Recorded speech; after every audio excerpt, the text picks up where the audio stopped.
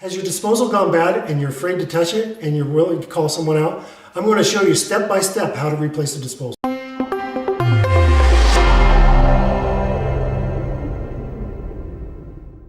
The disposal we have here is an InSinkErator brand, and it's been leaking and hurting the cabinet. The tools we're going to need to disassemble the disposal is a nut driver, but you can also use a flat bladed screwdriver, a Phillips screwdriver, a pair of channel locks or a pair of pliers, and of course we're going to need some plumber's putty, and also a replacement disposal. So the first thing we're going to do is we're going to undo the dishwasher line. We're going to unscrew that and then remove that line, and then we're just going to tuck it up here. The next step, we're going to take off the bolts that secure the drain line to the disposal. You can use a flat bladed screwdriver or a nut driver. I'll use a flat bladed screwdriver in this one. After that point, we're going to loosen the drain line that goes to the disposal. Loosen the two nuts right here, and we're going to pull back and also rotate the disposal at the same time, and just rotate that out of the way. I'm going to remove this so we can see and have a good view of the disposal. What we're going to do next, we're going to take the tool that comes with the new disposal. That will slip in these loops. We're going to push some pressure on the bottom of the disposal with your other hand, and as we do that, we're going to turn this clockwise, and that will bring down the disposal. Now you have to be aware that these are 13 pounds, so they are kind of awkward. If you want to, you can put a towel below this just in case it drops. The next step is optional. This is the bracket that holds the disposal. If the disposal has been in for a long time, you may want to change this because the putty that is in the sink that seals it may be getting old and cracked. So it's a good idea to change it if the disposal's been in place for a while. So what you're going to do is take your flat screwdriver. You're going to go into one of the three bolts that are exposed here. We're going to loosen those up. And the last one right here. Take this bottom collar and go up. That's going to expose a ring. It's a snap ring. We're going to take our flat screwdriver. We're going to get a little pressure and just want to pop that ring down.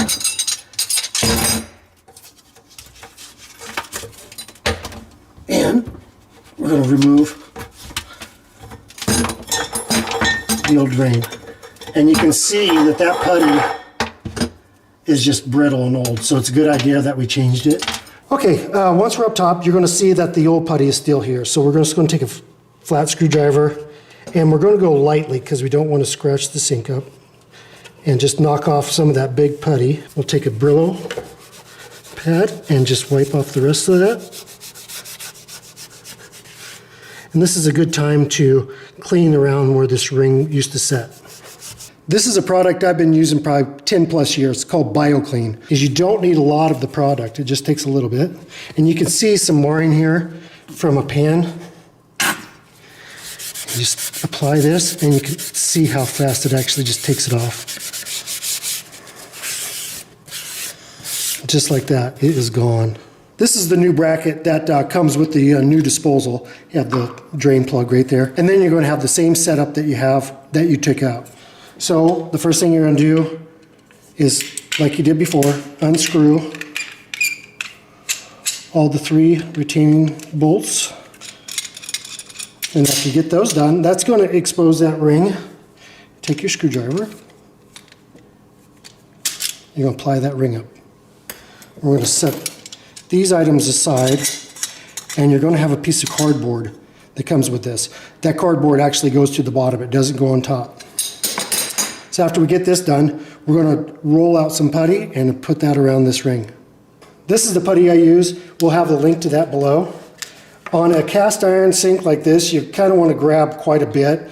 On a stainless steel sink, you'll probably need half as much. Once that's done, we'll take our ring and just roll the ring. And the cording, once it gets to here, just pinch it off just like that. Put that excess aside. Press this just gently so it covers the ring or the flange. Once that's done, it's ready to install. So our next step, we're going to go ahead and put this in. I'm just going to press it lightly just to get it in place so it doesn't wiggle around. And then next, I'm going to stack this in my hand the way it's going to assemble. So I'm going to have the ring on the bottom. I'm going to have this piece, this bracket right here, and then I'm going to have the cardboard. Now it gets a little tricky here. So you're going to reach underneath the sink, and while pressing with this hand, we're going to move this in position and snap that ring on. So we'll show you everything down below. This snap ring is going to be the hardest part of the process. So I'm going to just stack that right here. I'm going to put my other hand to the top. I'm going to press down gently on the flange that's up there. I'm going to bring everything in place. And then with my thumb and my fingers, I'm going to start working that snap ring into place.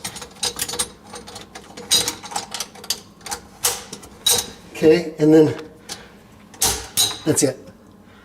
I know that looks simple the way I do it. It can be challenging the first time you do it, but if you keep at it, you'll get it snapped in. I'm going to start tightening our screws. It really doesn't matter the position of these screws.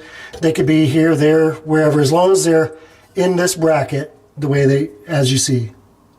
The next thing I'm going to do, I'll take my screwdriver. I'm just going to go evenly, do about the same amount of turns on all sides to make sure we're level. Okay, once the screwdriver starts to slip, and it will,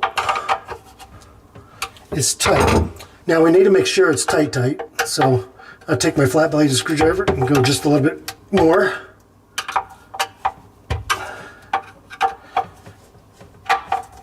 And that's it, it's done.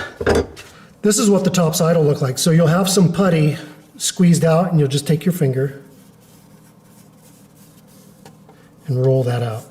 This is a new disposal. It's made by InSinkErator. It's called an E202, but it's the same as a Badger 5 or a half-horse Badger. Exactly the same disposal, just has a different paint job. So what we're going to do, we're going to lay it on its side. This is the port where the dishwasher goes into, and there's actually a plug in here. And that plug has to come out. So what we're going to do, take our flat-bladed screwdriver, our pair of pliers, and there's a little ridge you can feel on the inside of that plug. So what we'll do, we'll just tap, tap, and then it just came loose. And there's the plug. If you don't take that plug out, your dishwasher won't drain, and it'll end up with a whole bunch of water in the bottom of the dishwasher. So that has to come out to make that drain happen. Now also, if you're beating on this plug and this thing breaks into little pieces, and probably 50% of the time it will, what you'll do is you'll just go in here and fish out the little pieces and just get them out of the disposal. Otherwise, when you turn it on, it's going to rattle a lot, and it may even lock up. So you want to make sure when you're done, you've got all the parts to that piece. We're ready to put the new one in. Sometimes these get off level and they kind of bind, so you just want to make sure it spins. There's 3 notches on the disposal, one right here, and these are the locking tabs. Those will need to be started right there on the flange. So I'll show you. You're going to bring it up. You're going to have to balance with one hand. So once that's in, you'll just kind of loosely set it there. So once again, you're going to bring it up. You're going to loosely turn this flange counterclockwise. Okay, once that's done, you kind of move the disposal, make sure you caught all of them. If you miss one, the disposal will be really wobbly, so you'll have to undo it and do it again. I'll show you what happens. So right there is not good. So we'll kind of do that, move it back into place, and we're good. Now that we got our disposal in place, we're going to go ahead and let it swing a little bit loose. We're going to take our drain line and we're going to install the rubber that came with the unit and put that on there, and we're going to do it just like this. So the rubber is going to be on the back side of the flange.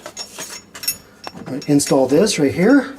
With the other hand, we're going to hold this flange up here so the disposal won't spin off on us, and we're going to bring that here. Then we're going to bring everything into position just like that. And that'll give you a good view of it. I'm going to press that in a little bit. Bring our ring up. And we're going to put our first screw in. And then we're going to do our second screw. That'll be on the back. You won't be able to see that. Once those are started, we'll take our flat-bladed screwdriver. screw that in until it doesn't turn anymore. Okay, and that's done. So this part is secure. Now we're just going to tighten up our drain line over here, because if we don't, when we turn it on, it'll leak. Alright, and then tighten this one up. Tighten this one up. But I loosen these so I could do that swivel. But it will swivel without doing that. Okay, the next thing we're going to do, we're going to bring down our dishwasher line. We're going to connect that to the dishwasher drain port. Take our screwdriver.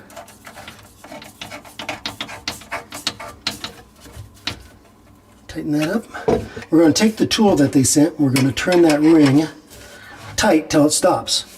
Once it stops, it's almost in place. And the next step, we're going to take our pliers, we're going to grab on here and here, and it locks in. Now that disposal will not fall out. It's locked in place tight. Once that's done, we're going to plug it back in and test it. I always like to run the basin about a quarter way full of water, and then just go ahead, pull the plug, hit the disposal switch, and then I'm going to check down below. If I see any leaks anywhere, I'll go ahead and address those at that point. No leaks. There's no leaks. So right now, we just installed a disposal.